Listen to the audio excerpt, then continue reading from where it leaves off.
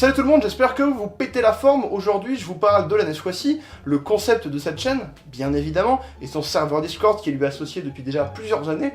Mais je vais pas vous parler pour la première fois de ma vie de système politique, qui est Premier ministre, de l'histoire des présidents, des chefs d'état-major, je sais pas quoi. À la place, je vais faire un truc très simple, je vais tout simplement vous parler de la langue et de la culture nesquatienne. Et là, dans cette catégorie-là, je vais vous parler plus précisément de l'alphabet Roston qu'on utilise pour l'AD. Alors, tous les mots ont l'air complètement foireux, what the fuck, mais je vous explique tout ça maintenant. Alors, en nesquaci, on n'a pas une langue qui s'appelle le nesquatien, tu vois. Bon, ça pourrait être le cas, mais c'est pas le cas. Et à la place, on a une langue qui s'appelle l'AD. L'AD, ADE, qui se dit ADI dans la langue du coup. C'est une langue latine mais pas vraiment, c'est très slavisé, c'est très finno-ougrianisé, je sais pas si vous voyez ce que je veux dire, genre il y a des racines qui sonnent un peu hongroises des fois, il y a même du hongrois qui est utilisé concrètement dans certains mots, donc voilà. Et pour faire très simple, l'AD utilise deux alphabets. Alors déjà on a l'alphabet latin qui va absolument rien changer, il y a quelques caractères chelous, mais dans l'idée l'alphabet latin il permet juste de bien transcrire l'alphabet disons de l'AD.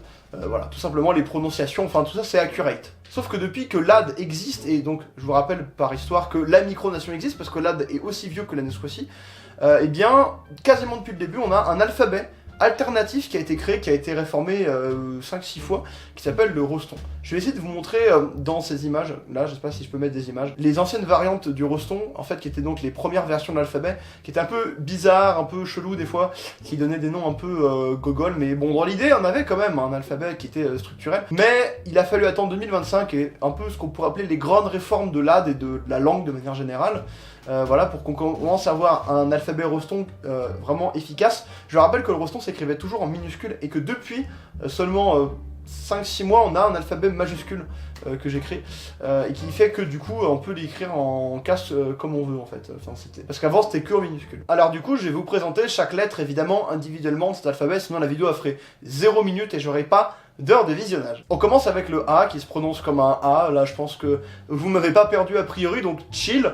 On peut le retrouver dans par exemple le mot natsat qui veut dire court, de manière générale. Ensuite on a le B qui se prononce comme un B tout à fait normal, on a le mot imbai qui veut dire important, qui utilise ce B là. Après on a la lettre C qui, non, se prononce pas comme un S ou un K, ça c'est en français. En AD ça va être un peu plus chaud parce qu'en fait en gros, en AD elle se prononcera un peu comme dans le slovène, toujours TS. Voilà, me demandez pas pourquoi. Donc par exemple, pour dire un chien, on va pas dire ingalok ou ingalo... Ouais, on va dire ingalots. Ingalots, ok.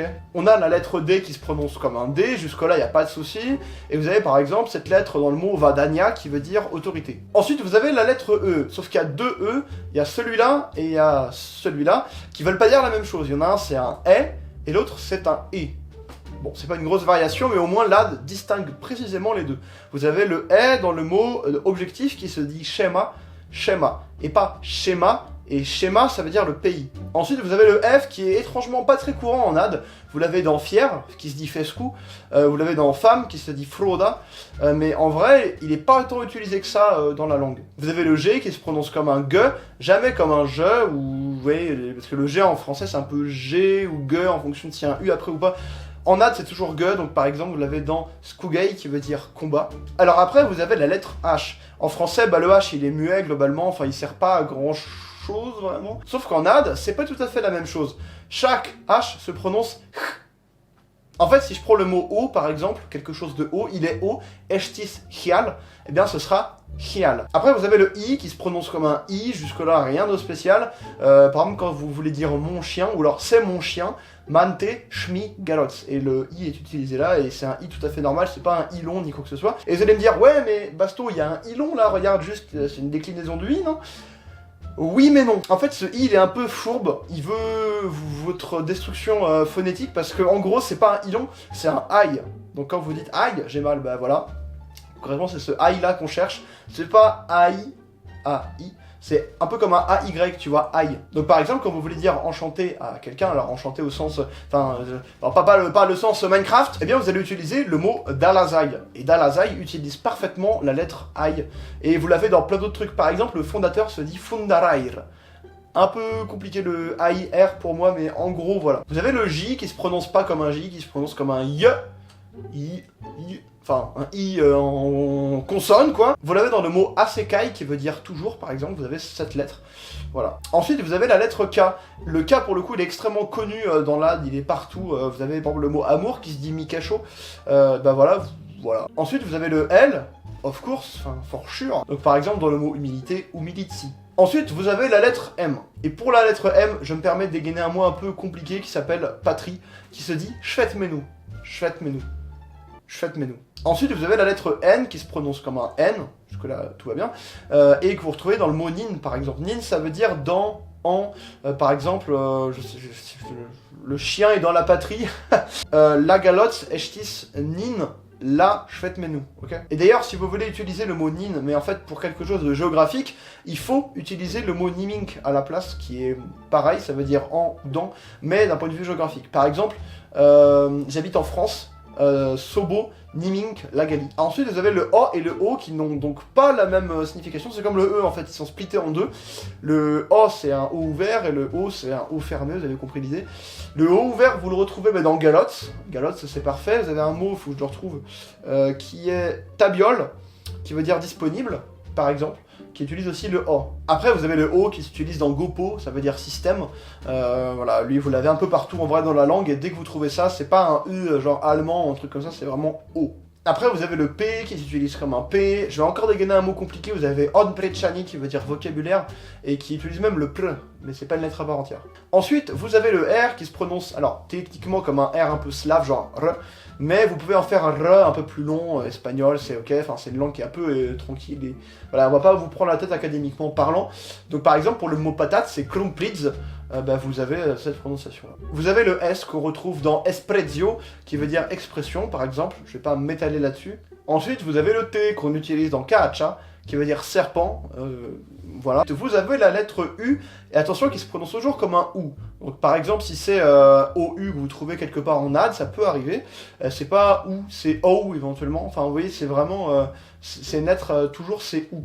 Genre par exemple, purpa, qui veut dire pourpre, utilise cette lettre. Ensuite, vous avez le V, qu'on retrouve dans Esvaiti, par exemple, qui veut dire essuyage, je crois. Ensuite, vous avez le W, qui se prononce comme un W, c'est-à-dire WE. Enfin... tranquille, il n'y a pas de couilles comme en allemand par exemple où c'est the ou enfin voilà.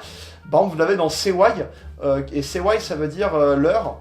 Donc, par exemple leur chien à eux. Du coup leur chien ça va se dire sewai galot.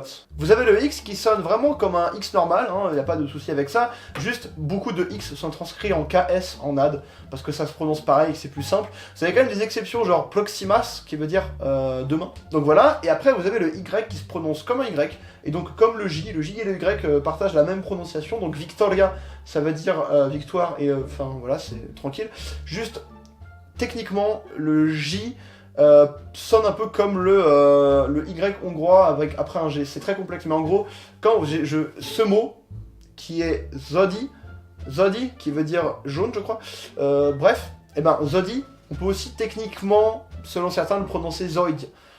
L'espèce de dieu hongrois, il peut s'appliquer à là en l'occurrence. Et là, vous l'avez peut-être compris, mais là, il n'y a pas que des lettres classiques sympas, il y a aussi des lettres carrément chiantes. Et on y vient tout de suite. Vous l'avez sûrement vu, mais le Z, par exemple, se prononce CH à chaque fois. Et c'est une règle universelle. Il n'y a jamais de Z qui se prononce Z, c'est toujours CH. Donc par exemple, Bialchi, qui veut dire vivant, va utiliser cette lettre-là. Après, vous avez le S dont je vous ai parlé tout à l'heure, qui a une déclinaison qui n'est pas un ch, je crois que c'est turc ou je sais plus quoi. C'est terrifiant, c'est un Z. Parce que c'est vrai qu'il n'y a pas de Z du coup dans la LAD.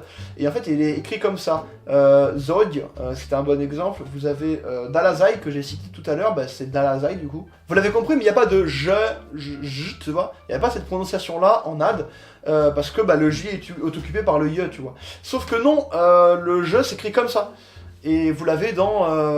faut que je trouve un mot. Par exemple, le mot médical, ça va se dire Jdranika. Très slave.